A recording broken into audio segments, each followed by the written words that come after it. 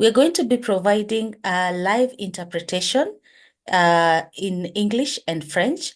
And to be able to access the live interpretation, kindly click on the globe icon at the bottom of your Zoom, which says interpretation, and select either English or French to help you with the interpretation. If you are on a mobile phone, please go to the 3 dots on the bottom of your screen. You will find the interpretation feature there. Once again, welcome to this press conference. Et en français, let me just explain the interpretation for our Francophone guests. Welcome. Alors, bonjour messieurs, dames, nous assurons une interprétation en direct en anglais et en français. Pour sélectionner la langue de votre choix, cliquez sur l'icône du globe en bas de l'écran et là où il est indiqué interprétation et sélectionnez l'anglais ou français. Si vous êtes sur un téléphone portable, cliquez sur les points en bas de votre écran. Vous aurez la fonction d'interprétation. Merci. OK, all done.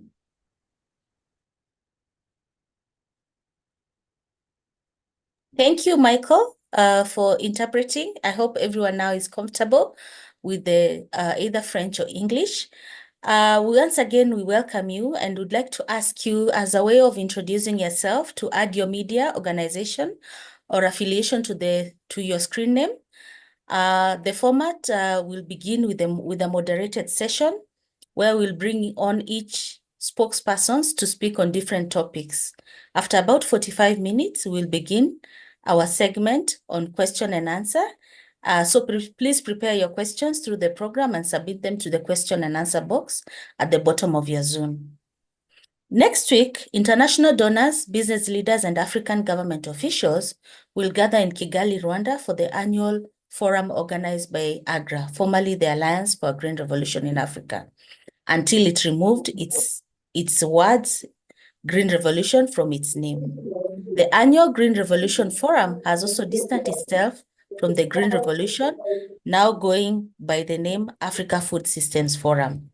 Each year since 2021, the Alliance for Food Sovereignty in Africa, AFSA, and its allies have presented evidence that the Green Revolution is harming African farmers, and we have called on African governments and donors to shift their support to more sustainable, low-input agriculture.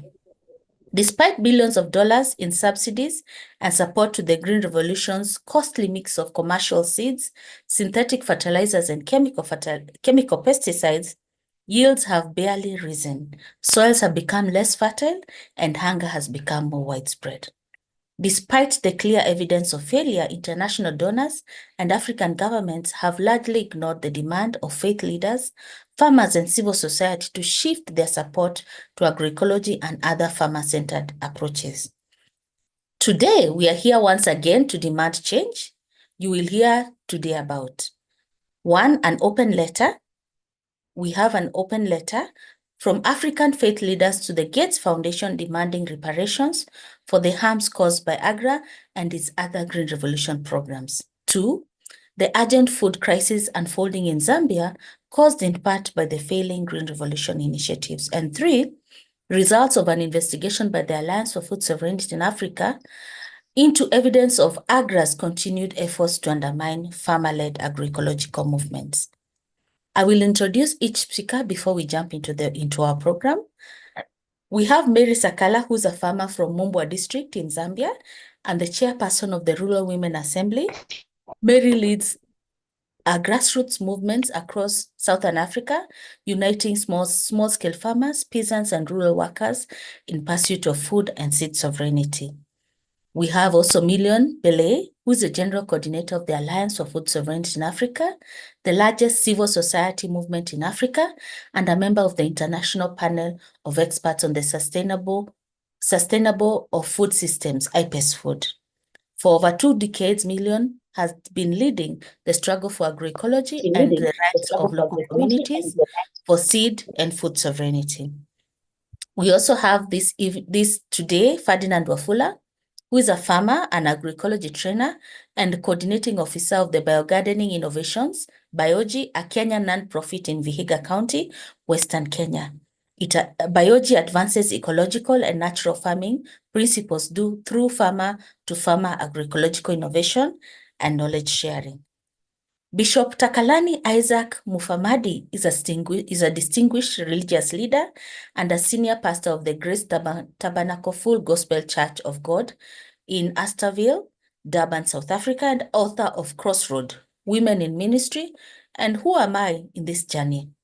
Driven by his principles, he is the founder of Here I Am, Send Me, a community development initiative where he has helped to launch 2 agriculture cooperatives in Munguzi, Northern Zululand. As we continue, we want to ask, and this question goes to Dr. Million Belay. How are donors like the Gates Foundation continuing to shape African agricultural policy towards industrial agriculture, and through which organizations? Dr. Belay, you have the floor. Welcome. Thank you very much, Anne. Thanks a lot for this opportunity. I think it all starts with shaping the narrative. African population is increasing. Food security problem is, as we know, the major problem in Africa, malnutrition and all that. So the solution that they present is to give priority to business to feed Africa. That's why in all of the policies that are forwarded in Africa, business is given a prominent place. And Africa cannot feed itself without agrochemicals. Africa should reorient its agriculture to market, market-based agriculture.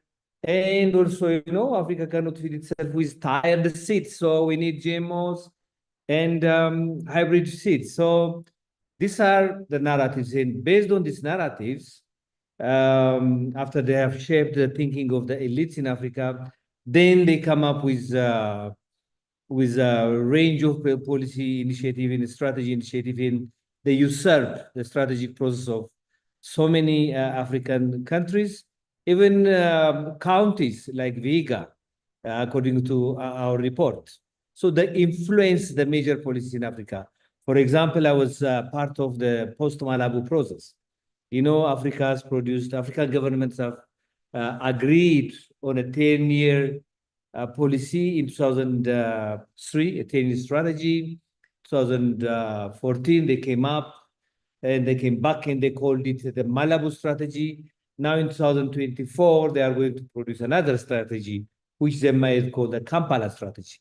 It's a 10-year plan. It's a consequential document. Most of the processes that are held in Africa are facilitated by the Alliance for Green Revolution in Africa. So these are the ways that they are influencing the policies. I'm not saying that African governments have no agency. They do also have agency, but they are tied up, with debt and other money challenges, which opens the door for the foundations like the Gates Foundation and other big funders to come and influence our policies and our strategies. Thank you. Thank you, Dr. Belay. As I follow up this question, maybe you can explain how they support through, for example, the fertilizer program. But also, my question to you is, who stands to gain from this policy direction? You answered it. I think, the paths that they are leading us is into a kind of agriculture where we cannot farm without the use of agrochemicals. So in this fertilizer subsidizing initiatives, which are called FASP and others, our farmers are getting used to using artificial fertilizers and pesticides. And because of the war between Ukraine and Russia, what cost has increased? The cost of artificial fertilizers. Because of that, the cost of everything has increased in Africa. Cost of oil and fuel and everything. So this is one way of benefits that they are getting. I'm not saying that there are no other actors who are benefiting from this also. A range of consultants all over Africa are also benefiting from that. And governments, through their support, they make sure that Africa is, what do you call it, a raw material exporting nation, continent, which will be processed outside of the continent and coming back through different forms. So there are a number of actors who are benefiting from this, and this is facilitated by actors, including Agra. Dr. Belay, let's move to Bishop Takalani. Yesterday, on the 27th of August, 2024, the Southern Africa Faith Communities Environment Institute, SAFSEI, released its letter to the Gates Foundation and other donors demanding reparations for Green Revolution damages. Bishop, as a faith leader, what are your concerns when it comes to industrial agriculture?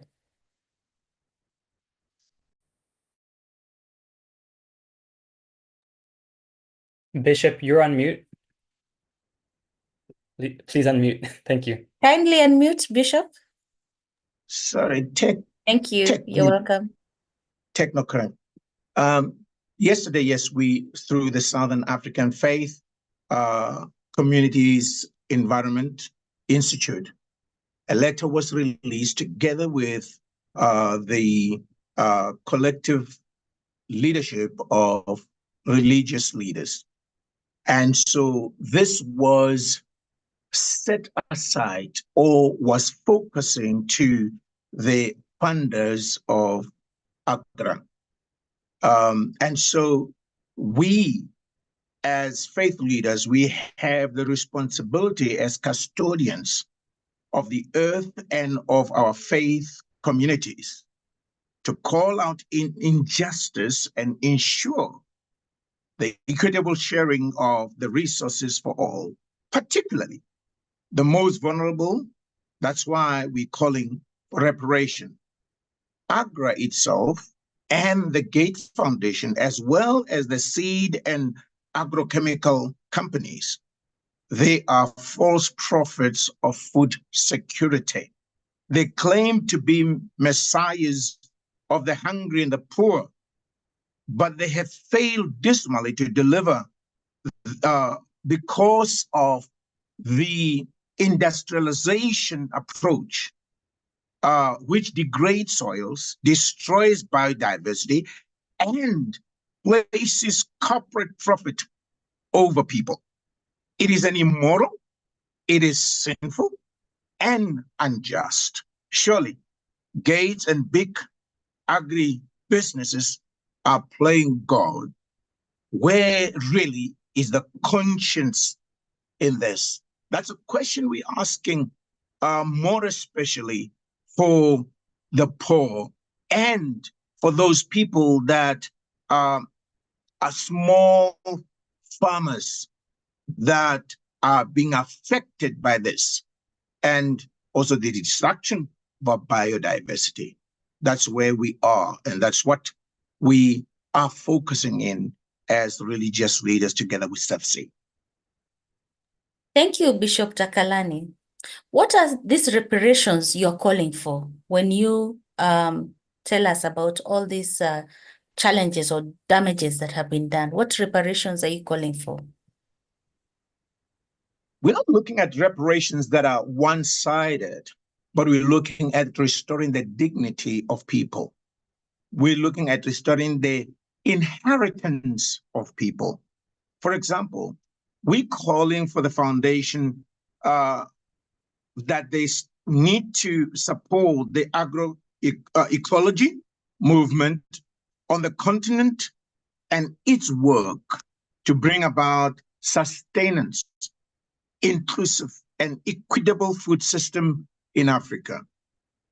Also, we're calling them to come into partnership, promoting the adoption of policy framework for agroecology, including seed and agricultural laws that favor the right of African communities over corporations, funding African-based efforts that center on local knowledge, system, and community, investing in ecology, namely the scaling up of organic input supply and chain, and supporting the scaling up of participatory farmer-led research and community seed banking.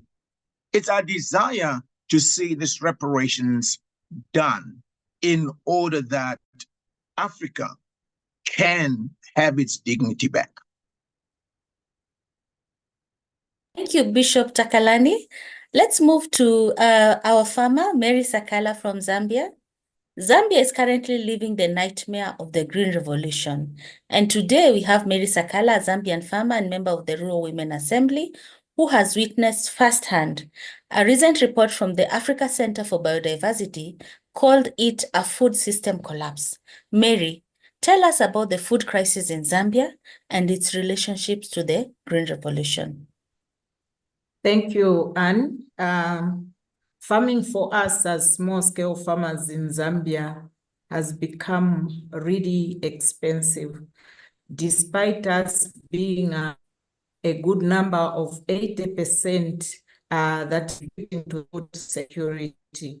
The current system is really relying on external inputs, the fertilizer, the herbicides, the pesticides, the foliar fat, and the seeds. Now, if we are talking of seeds, we are talking about the seeds that are found in the shops, which are maize, soya beans, and a bit of some beans. These are the main crops we get, even when we have issues of subsidies. So once a small-scale farmer is affected by the climate shocks, which are the droughts and the floods, you'll find that that farmer will go down to zero. We call it zero because that farmer would have lost every income and every food, leaving a farmer totally without food at a household. So the government has really tried to come up with programs like farmer input support programs, where 1.2 million is benefiting from the same. There's another program called cost sharing, where a farmer is supposed to meet with the government on the middle 50-50 of payment. There's another program that provides loans, but all the same, you'll find that despite doing so, the climate shocks has really brought these finances that the government lose down to zero, leaving farmers without cash or any food. The policies that we have nowadays, really, we see that they support the big fish in the ocean. These big fish are the commercial people. We call them big fish in our country. You'll find that the same people who are supported and protected by the policy do not even consider to produce the food that we call food as citizens of Zambia, because for them it's about profits and building their incomes, of course. These people go for wheat, rice, and soya beans because they make very expensive to produce. So as a farmer, I think there is need for our government policies or policymakers to look into the issues of the food or the seeds that are in the hands of farmers, because they are diverse. There's need to do that, because if we don't do that, looking at the current situation, especially with rural women farmers, it will be a really collapse of the food system in the country. Maybe, Mary, you can tell us, what do you think will take to make build the resilience of the smallholder farmer in Zambia, looking at especially the women? What would really take to build that resilience? When these multi-corporates came in, they found us with our own seed, our own food.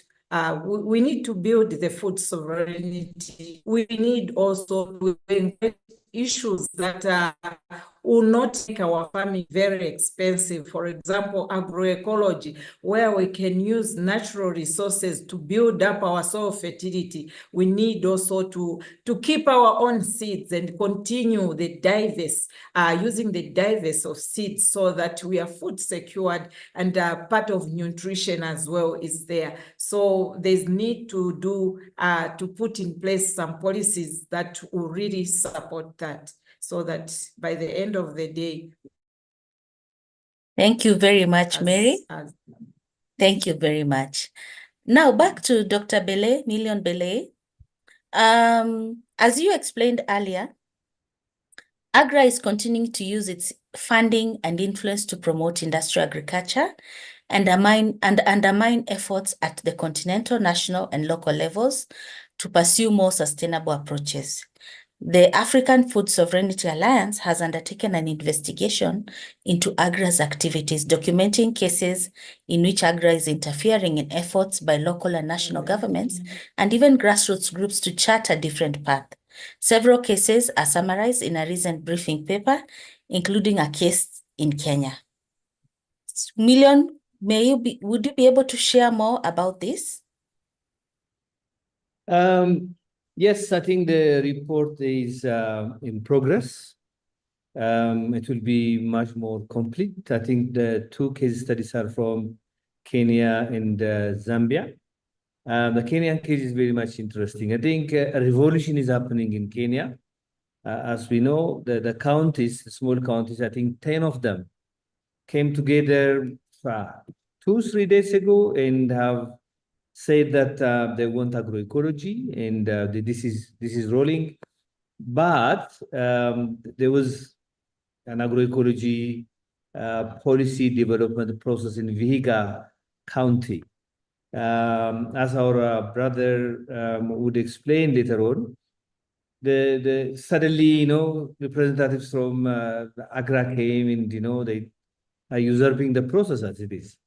At the continental level, as I said, they have actually influenced so many processes, As an example, we can talk the strategy, agricultural strategy of Kenya and Ghana at some point, and the fertilizer strategy of Tanzania. They are doing this kind of processes. Previously, as we know, when it started, Agra started to focus on direct support to food security and whatever. So after 15 years, we did the research and we said that the food security didn't decrease. The level of poverty in Africa has increased. Productivity has not increased that much. Actually, the implementations have resulted in the erosion of our seeds. Because of this, Agra has increasingly shifted its strategy to policy influence. Now it's focusing on policy influence. It's much more dangerous because once a policy is changed, it stays for some time. So both at the continental level, at the country level, even at counties level, the influence is being felt now.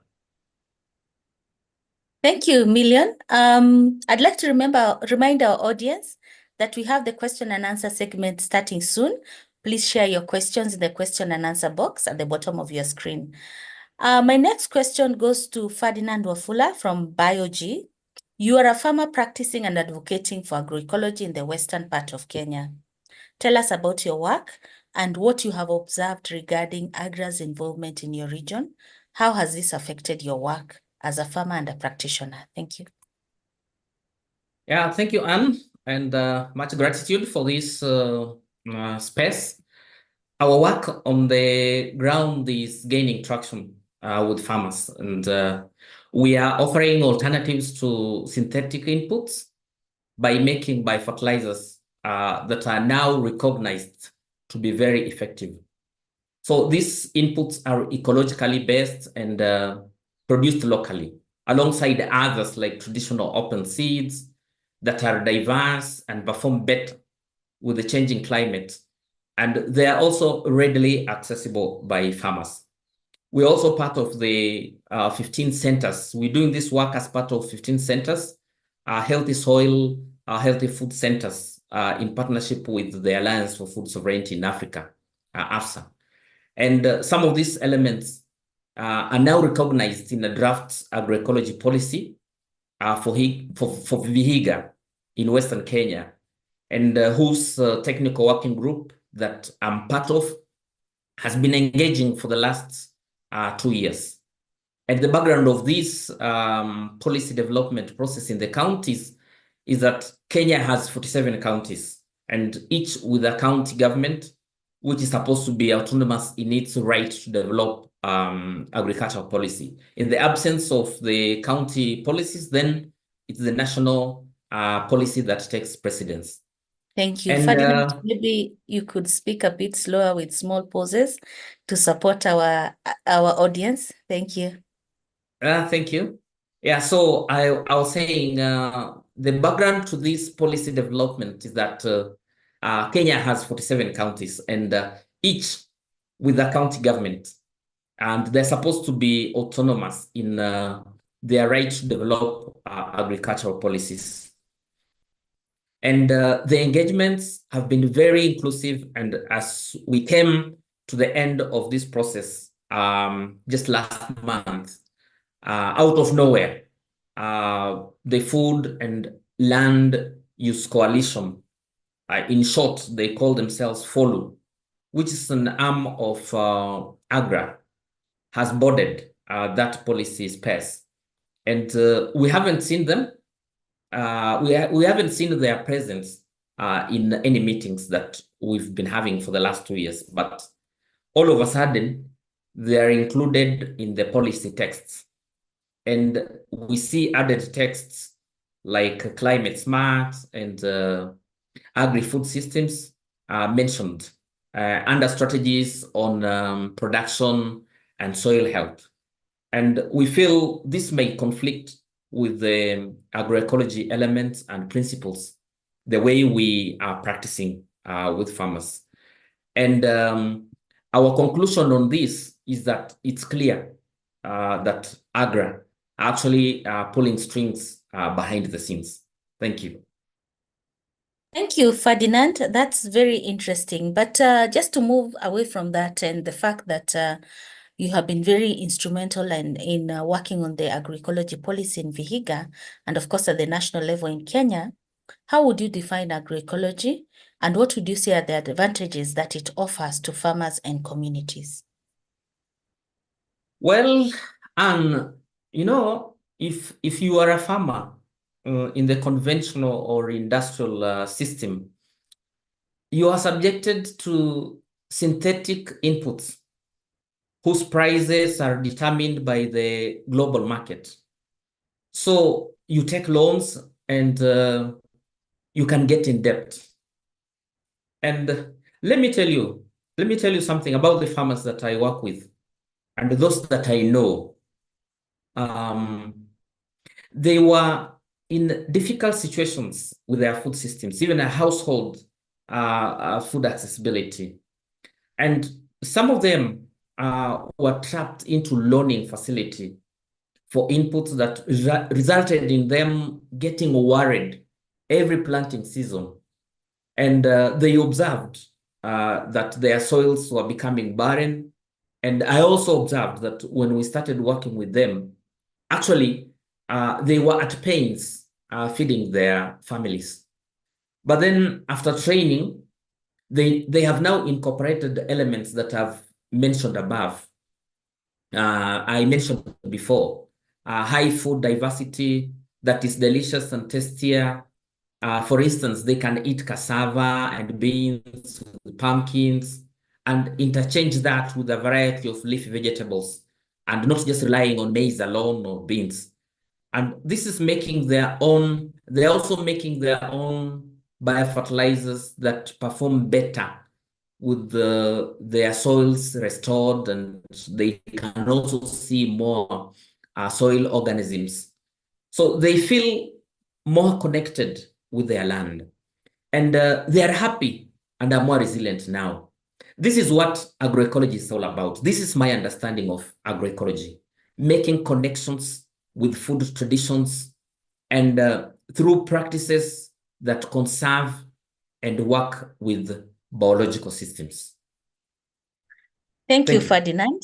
Back to Dr. Million Belay from AFSA. What do you think African governments and donors should be supporting instead of continuing to invest in the Green Revolution agenda? Thank you very much for asking me this question after Ferdinand, because I don't have to explain what agroecology is. And as a farmer, he has explained it very well because he lives it. My huge respect to Ferdinand and the work that he's doing, actually. So there are so many ways of supporting agroecology. First, there are so many initiatives all over Africa, so many initiatives. There is a possibility of bringing all them up and scaling them up. Currently, the amount of money flowing into Africa for agroecology is less than 5 to 10%. So that has to increase. More and more farmers should practice agroecology. That's the most important thing. And second, agroecology, as we know, is it's a practice, it's a science, and a social movement. So the science of agroecology has to move also, you know. So we need that support also. And farmers, a number of farmers organizations are there out there, and they want to organize, they want to learn from each other, and they want that resources to support them.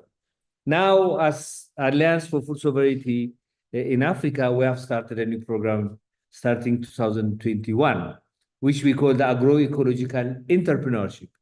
Between producing agroecologically and consuming agroecologically produced food, there is a lot of work for use, mostly for women, you know?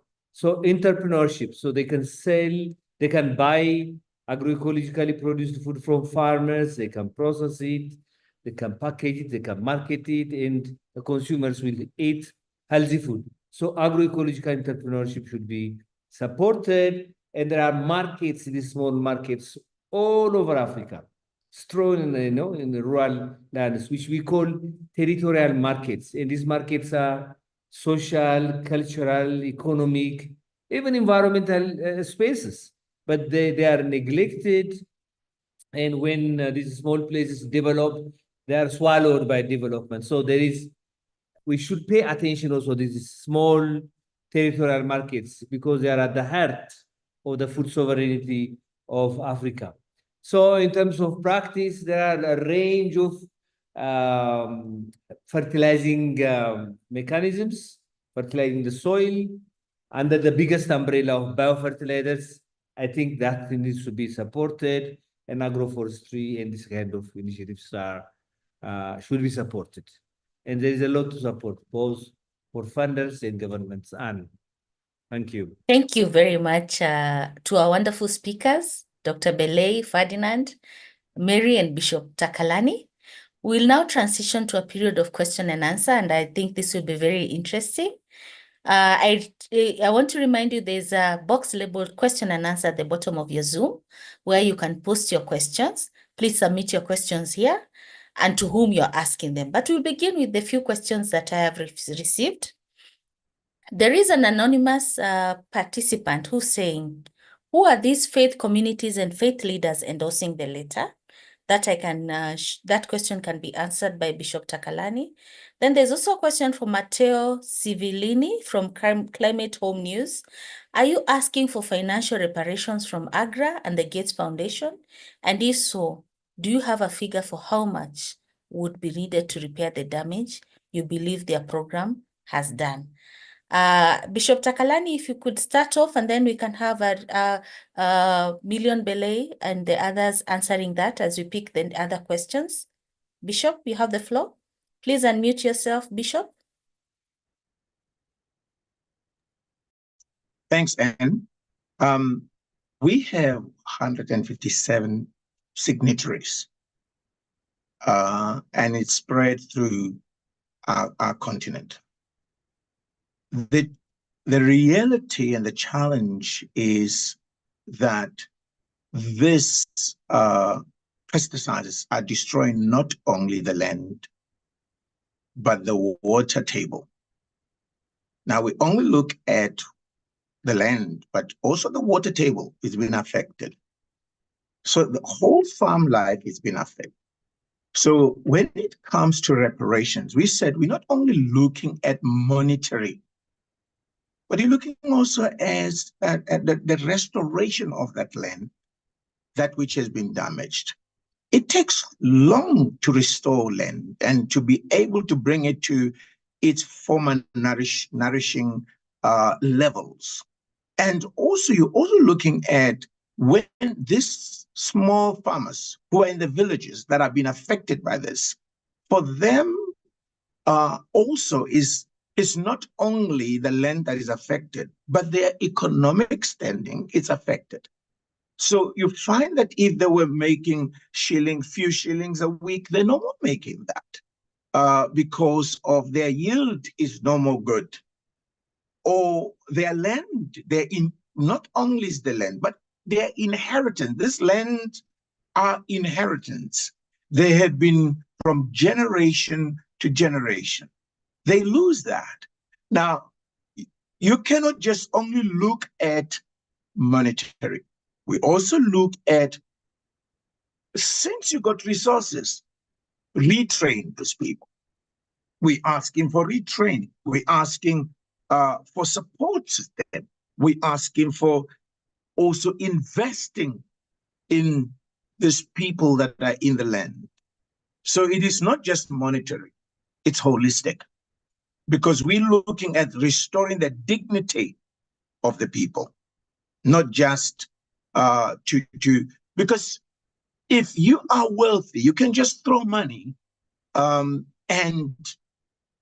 it means nothing. But will the dignity be restored just only by money? Or will you partner with those people that you have harmed for reconciliation, walking the journey with them, training them again, refurbishing the soil and the water table that has been affected? This is what we are asking for. It's not one-sided only.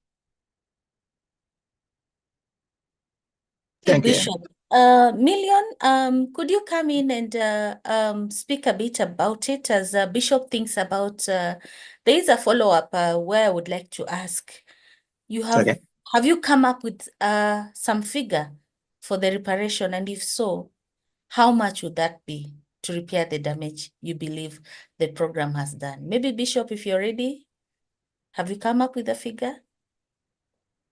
I think that will take a research, because you can't just thumbsuck a figure. You have to look at because you're looking at a continent, and then so everyone will, as Dr. Belly was saying, there are policies and everything that have been affected. There are people that have been affected. So when you do research of the damages, then together as different countries, we can be able to say how much is damaged where, and how much can it revitalize what is damaged. So the figure cannot be thumbsucked, it has to be researched. Thank you very much, Bishop. I think Bishop has tackled that. Million, the Alliance for Food Sovereignty in Africa has been at the forefront of promoting youth. In fact, I think in October, you're having the African Youth for Agroecology coming up in October. There's a question here from an anonymous person. How can you spread awareness on what's going on, especially to the youth who are enticed by initiatives that seek to promote the Green Revolution through various models, agribusiness, climate smart agriculture, and all that? Million, you have the floor. Yeah, thank you very much, Anne. AFSA has a youth wing, a growing youth wing, very, very active youth wing. I think, and as you have said, we have this 1000 Youth Summit coming in October. So the next generation is very much important. And they are very, very active. I'm very, very much encouraged by African youth.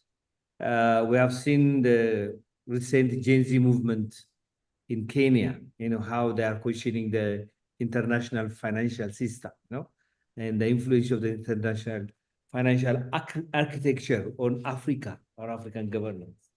So that's a big agenda, and that's has an implication also on the future of African agriculture. As I said, when our governments are constrained with money, they go and borrow, and they are in debt. When they are in debt, they don't have money to invest on, on healthy kind of agriculture. Because a number of governments that I spoke to talk about food sovereignty, but they don't have the money to do so. So when there is a money shortage, in comes from organizations like Agra'S, supported by big funders, because the money comes from through another door. So it's a big win for so many African governments to get money that's coming either through African Development Bank or through Agra. So that's part of the problem, but the youth are moving. Thank you, and the great work you're doing. But further to that, Dr. Belay, I know the Alliance for a Green Revolution in Africa recently changed its name to Agra and dropped the Green Revolution. Is this shift a reflection of just a marketing rebrand, or has the organization actually shifted its strategies away from the misguided emphasis on toxic pesticides, synthetic fertilizers, pesticide-dependent GMOs, and towards agroecological practices and policies? Do you think this is real or it's marketing? I think they were under pressure at some point. Even the meeting that's going to happen next week, which they call the African Food System Summit, it was previously called African Green Revolution Forum. So they removed the Green Revolution and they put the food system now. Why? Because we have actually worked to really make them ashamed of the name the Green Revolution in their name. So they have changed it. But does that change translate into action is another question. And two recent processes can testify that it has not changed. Big Africa-led meetings, the recent fertilizer meeting that took place in Nairobi, which was hugely funded by Agra.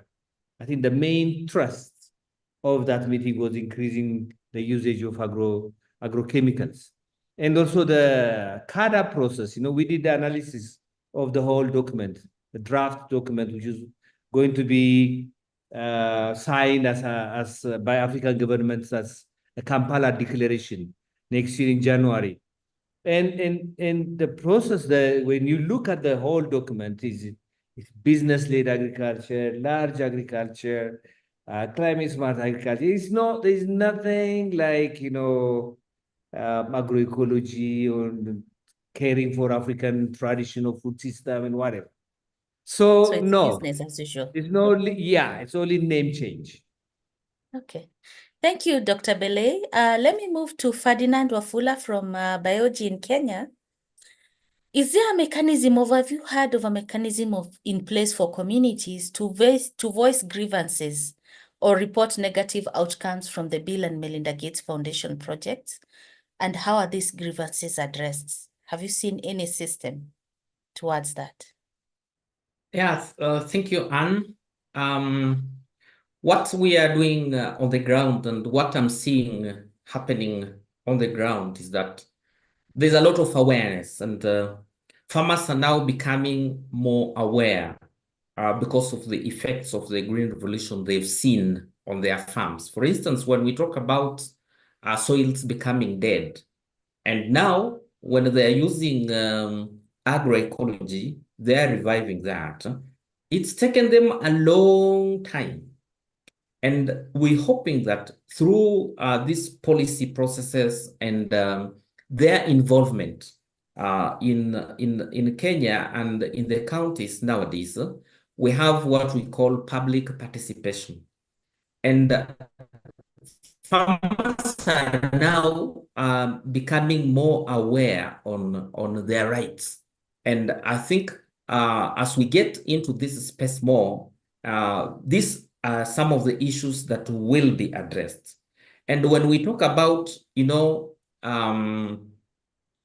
reporting these cases, it's not just reporting the cases, but it's just restoring their dignity, because as colleagues have said here, farmers' dignity, all this period they've been doing and using the industrial agriculture and inputs, and some of their knowledge is also lost, and that dignity is also lost.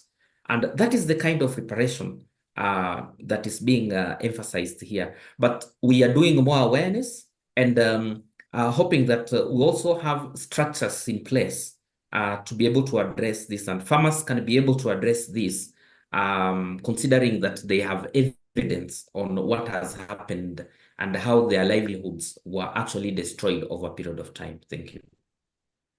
Thank you. To Mary Sakala, our farmer from Zambia, we have a question from Mark Sano.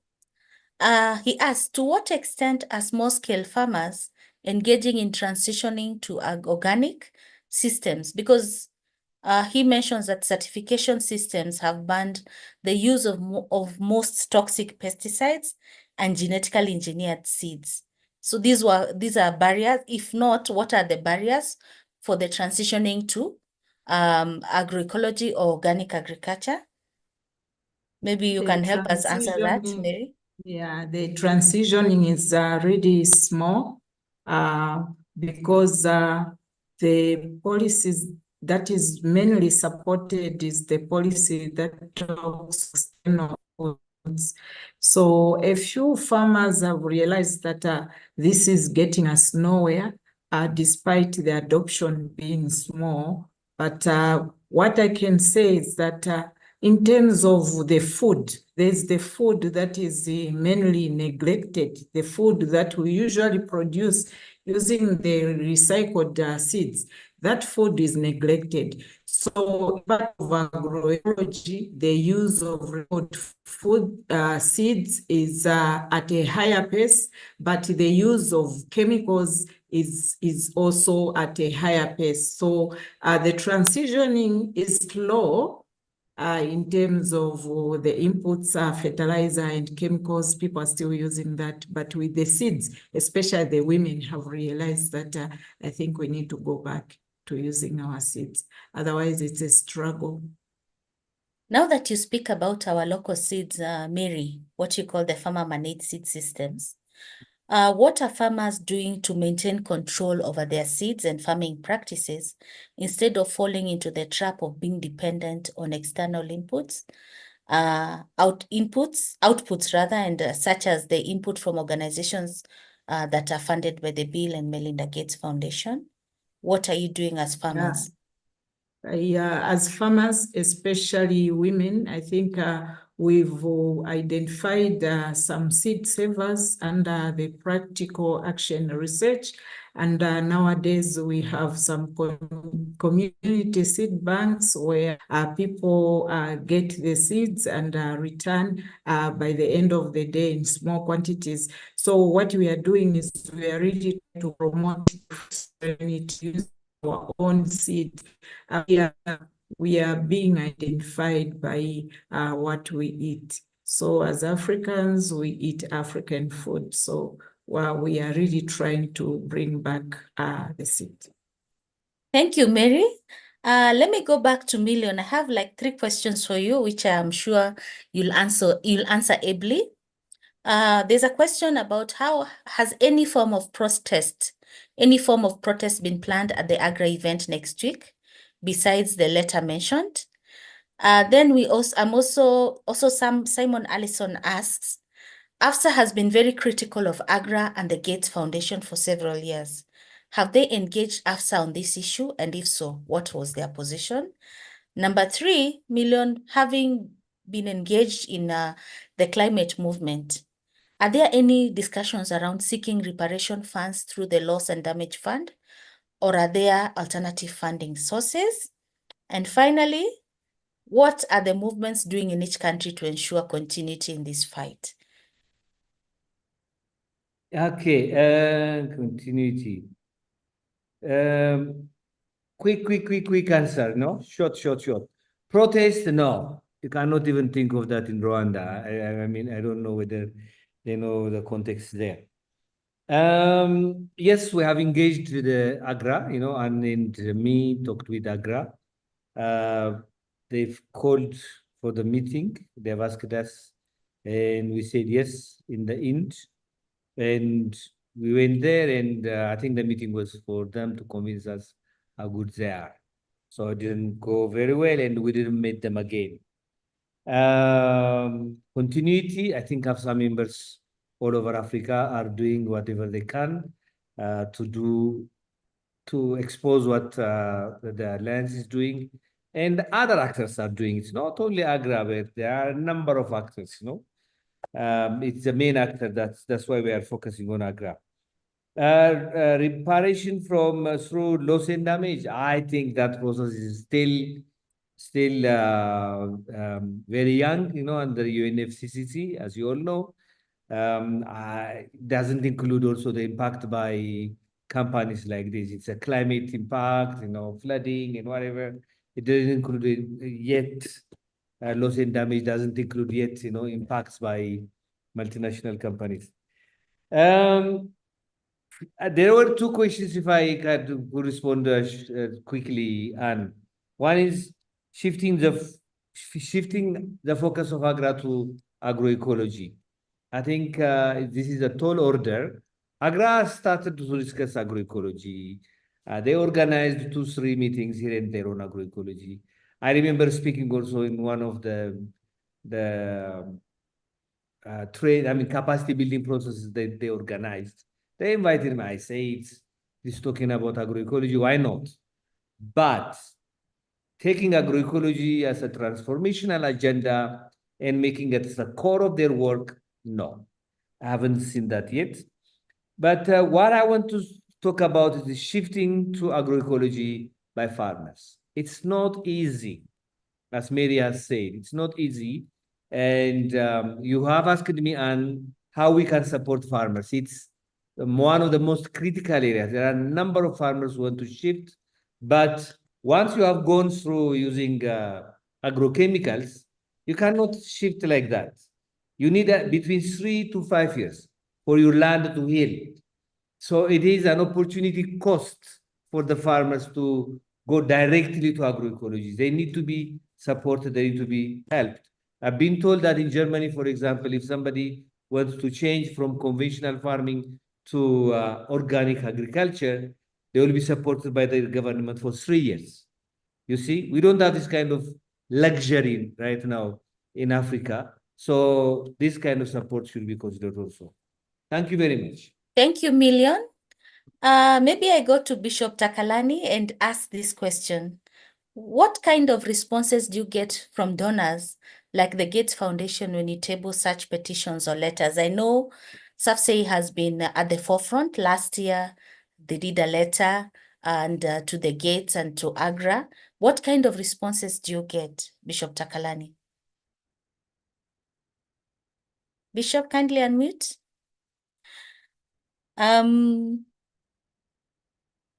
As we try and get Bishop, maybe I can ask why you're here. Yep. Yes. Yeah. The challenging factor when you deal with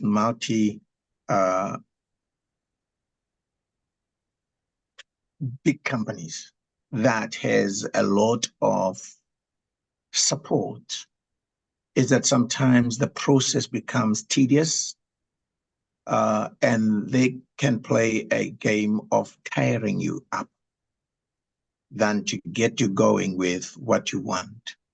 But it is the research that SAFSEI puts into its work that will still stand the test of time, that if this generation does not get what we are crying for, all this research will still be there to be followed up.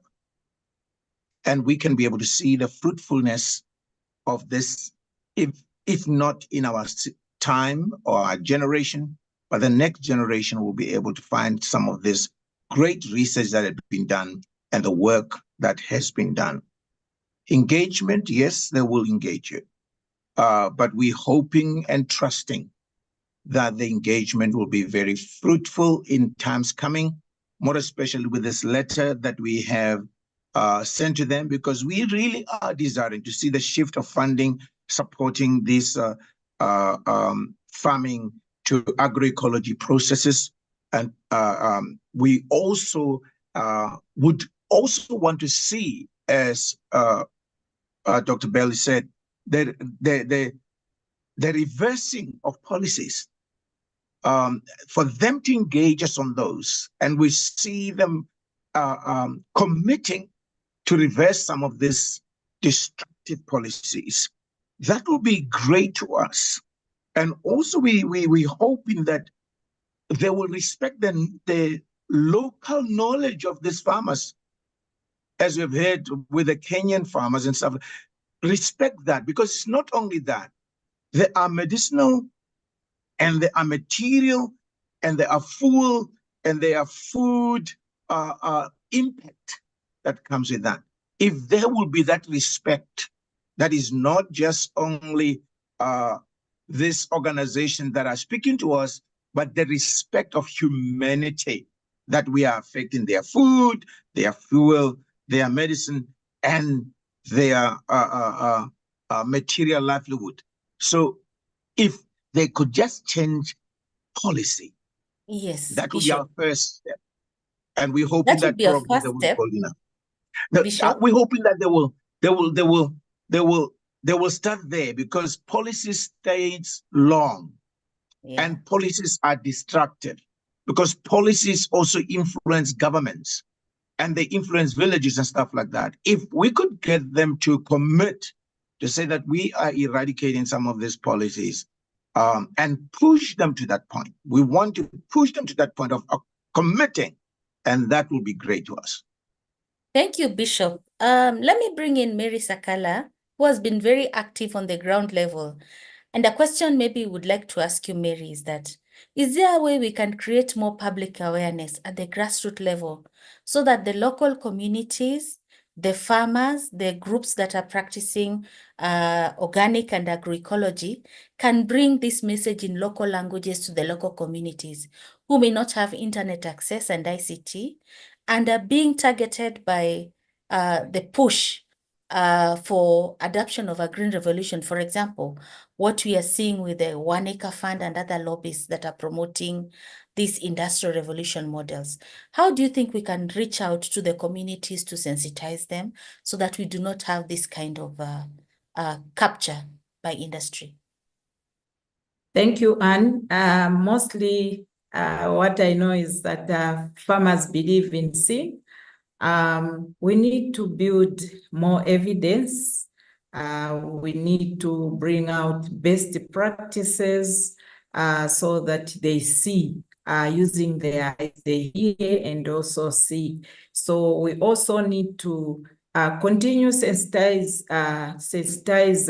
them on agroecology, because we have some other effects whereby lots of people are suffering from cancer, the cancer that we never used to see. So we need to tell them about the costs and the beauty of using agroecology and using recycled seed. As my brother, the bishop, said, I think we need to build more evidence, build the voices, and also continue sensitize the farmers of the Thank you, goodness of Mary. That's very important to ensure that the messaging gets out there. To Ferdinand Wafula, when you spoke about the process or the influence of Agra in the development of the agroecology policy in Vihiga County, and the challenges and the fact that they came in last minute and were pushing or rather trying to influence the process. One person asked, how do you know that Agra unduly influenced the policy process there or tried? And does Agra talk about agroecology? What does AFSA think they mean when they say their agroecology. They are speaking about agroecology. Ferdinand, you have the floor. Yes, thank you. Well, we've interacted with their persons who are said to be part of the Food and Land Coalition. And they've openly told us that that's an arm of Agra. So that's how we came to know that they are actually present. And as I said, we've had a series of meetings for the 2 years. And we just actually are done with the draft and with the public participation when we noted. It's when we were coming to the tail end of the process that now we see some of the texts and acknowledgements that they have contributed. That, for example, FOLU has also contributed in this process, while we had not engaged with them, because this is a public space. And that we came to that conclusion that they actually are operating behind the scenes. And what was your other question, Anne? I think you've answered all the question. You have answered the question well. The fact that they came in late into the process and were trying to gain legitimacy in there. Let me move to the next question that goes to Bishop Takalani. Bishop, someone is asking, wouldn't asking Gates to fund agroecology just legitimize and perpetuate fundamentally problematic structures than like the Gates Foundation?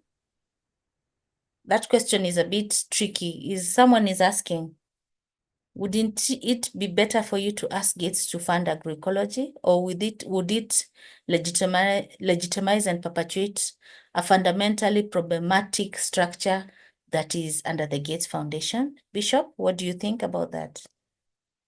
It's a two-edged sword. Kindly switch on your video, Bishop. Okay. Okay. I switch on the mic and left the video on. It's a two-edged sword. I think when I spoke about a policy, is that when a person bring destruction, you can do it twofold. You can judge or you can rehabilitate. Judgment and rehabilitation, they look almost the same, but they are not the same. As it stands, they are the polluters, whether we like it or not. So polluters have to pay for their pollution. Now, how are we going to do it without asking them to restore what they messed up? Yes, you know, there's a biblical saying, if you permit me, the wealth of the unjust is set aside for the just. I think by taking that for the good, not for the destruction, for the good, it's what I think it's very important, because they are not paying for anything but the pollution that they've caused and the cleanup that they've caused. We have heard that it takes five years to rehabilitate the ground that have been destroyed for it. Now, we don't have the luxury of money in Africa. Germany, probably they do have. America, they do have, but we don't. So if we could get that money, or we could get them to fund that to rehabilitate what they've destroyed, that would be good for us. Thank you. Thank you very much, Bishop. Maybe you can tell us, when is the deadline for the sign-on? I know you have the letter. When is the deadline for the sign-on? Tomorrow is the deadline for the sign-on, and we also want to ask everyone that is listening, that is on this webinar, to go on the website and sign on. We want as many people that could just be part of this movement. We call it a movement because it doesn't stop, keep on moving, to sign on. And then because of the conference that is coming through in Kigali, we can all go there, but just with a click of a computer, all those sign-ons can go. And our message will get there. Thank you very much. Exactly. Bishop Takalani, Mary Sakala, Dr. Belay, and Ferdinand Wafula.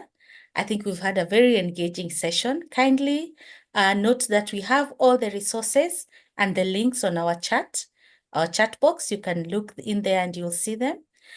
And to conclude, I want to say this. Our message to the international donors and African governments is clear. Your green revolution has failed. It is doing more harm than good. There are serious human consequences from these failing policies. Hunger is not falling on the continent, as Agra and its donors promised. It has increased more than half. It was well past our time to change course to support agroecology and other farmer-centered approaches. Thank you for joining us today. A Growing Culture and the Alliance for Food Sovereignty in Africa will share all the media resources, including the press releases, media assets, recording of today's press conference. So please check your email for resources. Remember to put your contacts in the chat box. Please also reach out to us on the emails provided in the chat. And we thank you for joining us. If you'd like to connect directly with sources, we would like you to connect us with the sources of any stories that you have done. And please reach out to Josh on the email provided, Kirubel, and also Gabriel from SAFSEI. So once again, thank you very much for this wonderful session. We really appreciate you coming, and I would like to thank our speakers. Kindly note all the resources are on the links there. You can also visit us on our website, and we really appreciate. Once again, merci beaucoup. Thank you very much. Asanteni sana. Do have a great day, a great evening, and God bless you. Thank you. Asante sana. Asante.